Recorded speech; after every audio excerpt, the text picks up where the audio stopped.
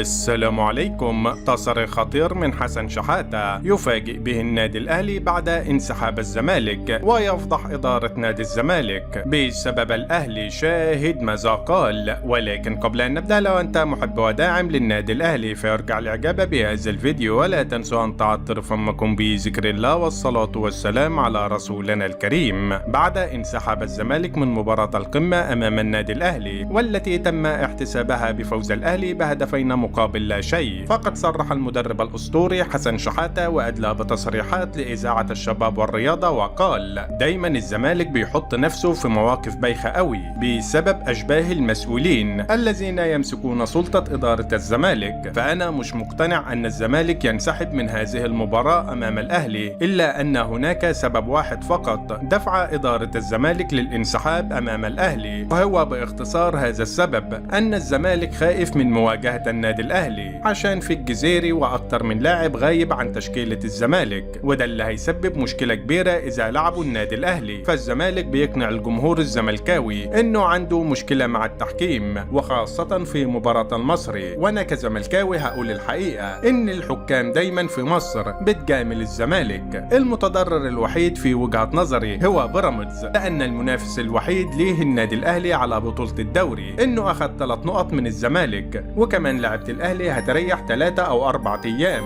يكون اللاعب المصاب زي أسامة أبو علي وغيرهم من اللاعبين يكونوا رجعوا من الإصابة، وهيكونوا في قمة لياقتهم في المباريات القادمة للنادي الأهلي. فالأهلي له 6 مؤجلات، أعتقد أنه سيفوز بهم جميعا، وهيفرق عن بيراميدز بنقطة واحدة. فأنا أعتقد أن الدوري سيحسم في مباراتي بيراميدز مع الأهلي، وأعتقد أن الأهلي قادر على الإطاحة ببيراميدز والتتويج بالدوري في النهاية كالعادة. المشكلة الكبيرة في الزمالك إنهم بيهربوا من كوارث حقيقية في الزمالك، زي إن الفيفا وقف القيد في الزمالك ل3 فترات. يعني الزمالك باختصار مش هيعرف يجيب لعيبة لمدة 1.5 سنة، واللعيبة اللي معاه هتفضل مكملة مع الزمالك 1.5 سنة. فأعتقد إن الزمالك عمره ما هياخد الدوري بالتشكيلة اللي معاه ديت أبدا، والمنافس الحقيقي للأهلي هو بيراميدز. وفي النهاية شاركونا بآرائكم حول هذا الموضوع، ولا تنسوا الإعجاب بهذا الفيديو والاشتراك في القناة ليصلكم جديدنا.